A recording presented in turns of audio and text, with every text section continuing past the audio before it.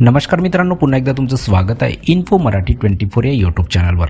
मित्रांनो, एक पेन्शनधारकांसाठी खूप महत्त्वाची बातमी आलेली आहे। बातमी आहे संतप्त पेन्शनधारकांचा EPFO आणि सरकारवर तीव्र हल्ला। EPFOवर विश्वास नाही, EPFOने सर्व पैसे व्याजासह परत करावेत। मित्रांनो, नेमकं काय आहे या बातमीमध्ये आपण नक्की बघूया। पण त्याआधी जर तुम्ही आपल्या चॅनलवर नवीन असाल तर चॅनलला सबस्क्राइब करून बाजूला दिलेल्या बेल आयकॉनला नक्की क्लिक करा। व्हिडिओ जर कामाचा आणि महत्त्वाचा वाटला तर व्हिडिओला लाईक करून आपल्या मित्रपरिवारासोबत नक्की शेअर करा। आणि हो मित्रांनो, व्हिडिओला शेवटपर्यंत नक्की बघा, जेणेकरून तुमच्याकडून कोणतीही माहिती सुटणार नाही।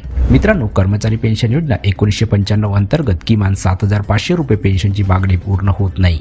अशा परिस्थितीत संतप्त पेन्शनधारकांनी कर्मचारी भविष्य निर्वाह निधी संघटना म्हणजे EPFO आणि सरकारवर तीव्र हल्ला चढवला आहे। शाब्दिक हल्ले जोरदारपणे केले जात आहेत। पेन्शनधारकांनी EPFO फंडात जमा केलेले पैसे व्याजासह परत करावेत असेही म्हटले जात आहे।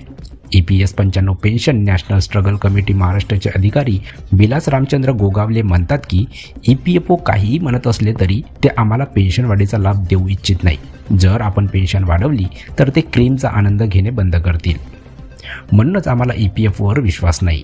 जर EPFO पेन्शन वाढवू शकत नसेल तर त्यांनी आमचे पैसे व्याजासह परत करावेत। पेन्शनर सुरेश सहस्त्रभोजानी म्हणाले, EPFO फक्त विचार करेल। 10 वर्षापासून ऐकत आहे। माध्यमांनीही संदेश 100% अंतिम झाल्यानंतरच द्यावा। पेन्शनधारक सनत रावल म्हणाले, NSC चळवळीला 9 ते 8 वर्ष पूर्ण झाली आहेत आणि आम्हा EPS 95 पेन्शनधारकांना, ज्येष्ठ नागरिकांना फक्त खोटी आश्वासने मिळाली आहेत। पेन्शनर देबाशिष चट्टोपाध्याय म्हणाले, हे सर्व खोटे प्रचार आहे। जोपर्यंत हे भाजप सरकार सत्तेत आहे हे कधीच होणार नाही आहे। जर सरकार बदलले तर परिस्थिती बदलू शकते, असे ते बोलले।